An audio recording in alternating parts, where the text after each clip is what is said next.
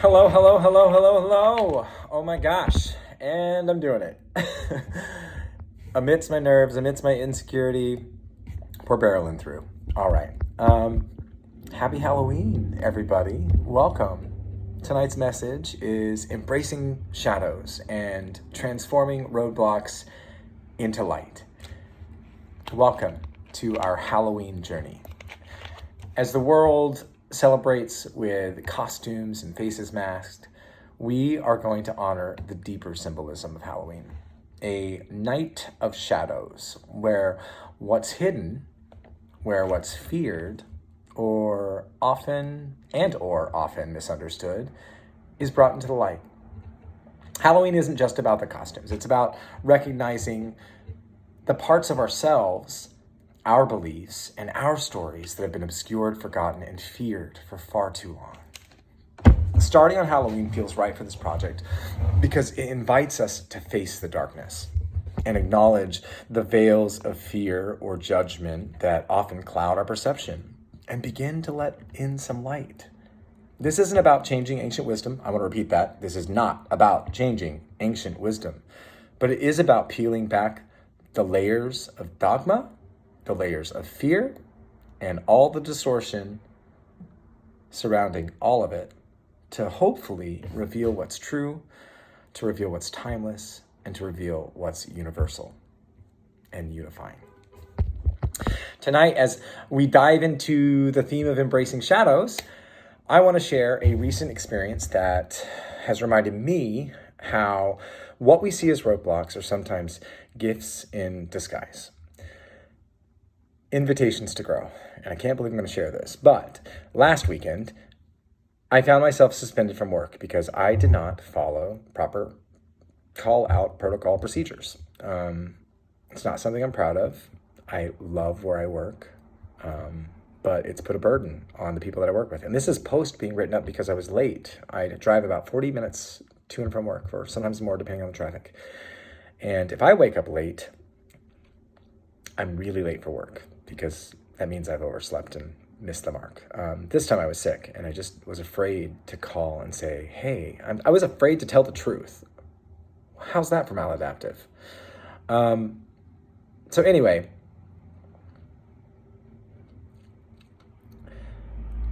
I was really caught off guard by my own struggle with self-care because I had been pushing through, not listening to any of my body's cues, letting the people pleaser in me take root. And I just kept going. Even if it hurt, I would not stop. I just keep going. Emotionally, physically, anything to make anybody else feel better. I will be okay if they are okay. I'm sure I'm not the only one that struggles with that.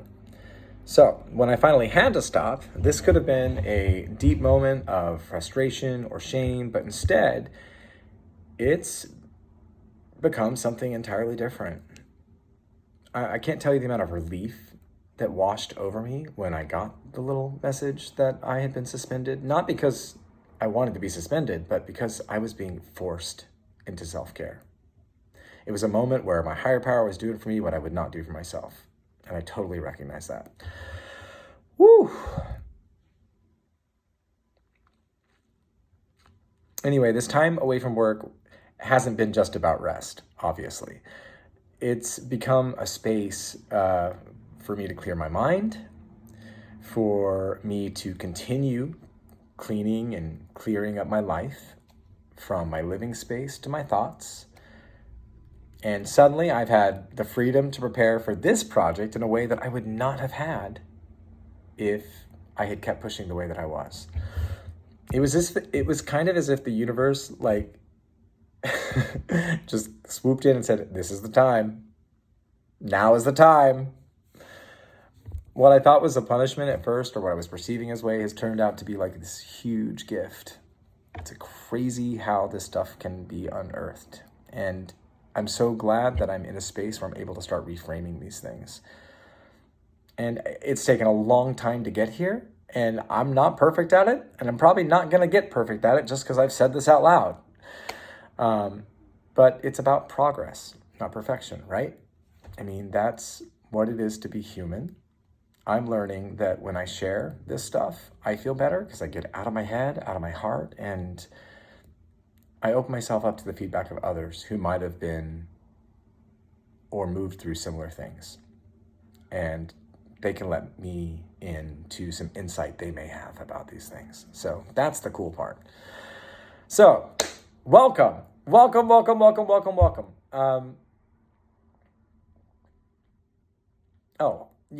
I just wanted to rewind and just say, like, this has all been an opportunity for me to prepare, for me to heal and move forward with clarity.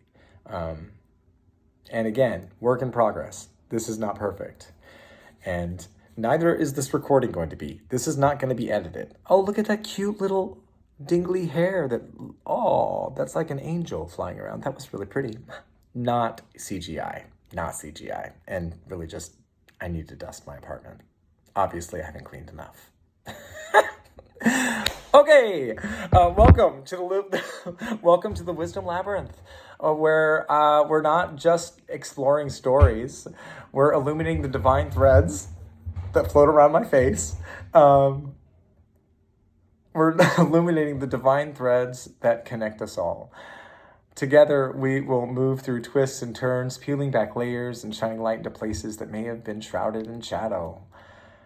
This journey is one of curious determination, exploring ancient wisdom and discovering insight in unexpected places. It's a path that we walk together, a way of reframing what we find into a vision that unites rather than divides.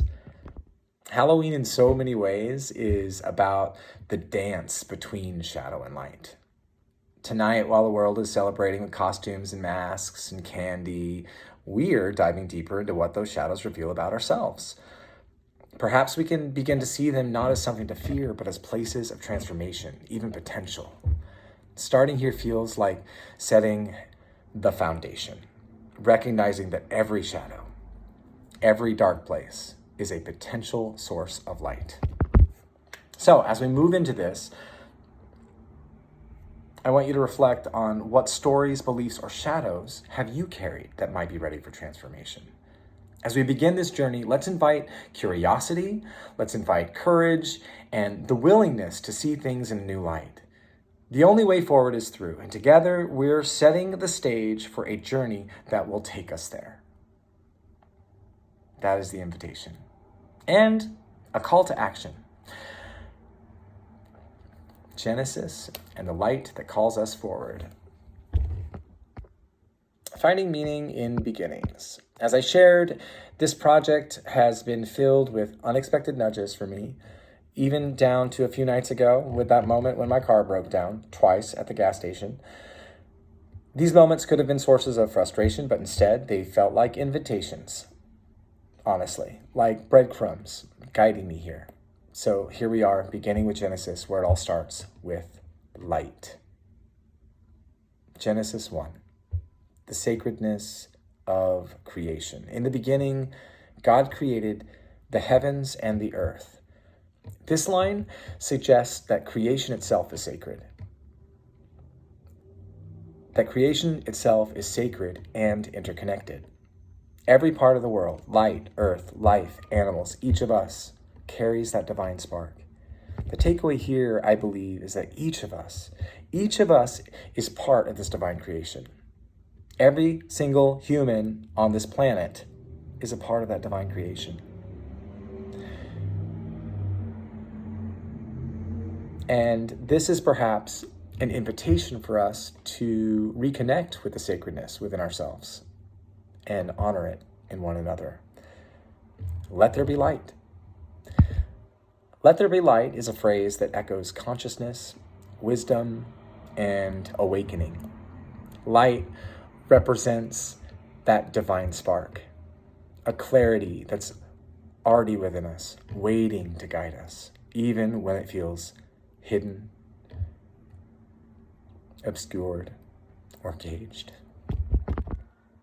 For me, light often shows up as those synchronistic breadcrumbs when I would meet somebody in just the right moment, or I'd look at the clock and it would be a time that I've seen like 1,000 times.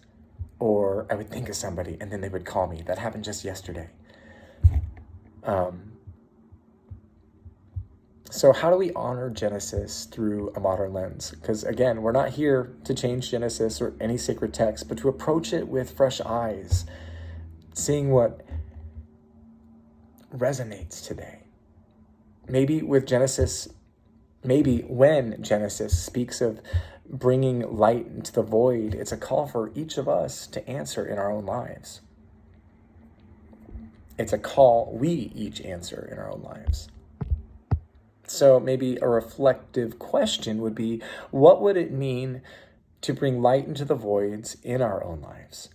How can we see darkness not as something to fear, but as a place ready to be transformed? So, invitation to the journey. This is as much your journey as it is mine. Please share your reflections with me, your own breadcrumbs to the light, if you will, and let's illuminate this labyrinth, this maze, together. Tomorrow, Genesis 2, we'll be moving into Genesis 2. Tomorrow, as we move from the shadows of Halloween into Diwali, which is the festival of light, we'll step into the Garden of Eden. And together, we'll explore what it means to choose knowledge, to seek truth, and to celebrate light in even the darkest places. I will see you here. I can't believe I finished it. I will see you here. I'm a little emotional. It's weird. Man, being human is so weird. I will see you here at 7:07 p.m. on Facebook and on 8:08 p.m. on YouTube. And I hope that you'll join me and we will continue this unfolding journey. I am so grateful for anyone that chose to listen to me blabber. But here is to facing our shadows. Here is to the courage it takes to move forward. And here is to each of us finding our light in our own way. Thank you, thank you, thank you for being here. This is just the beginning. I love you.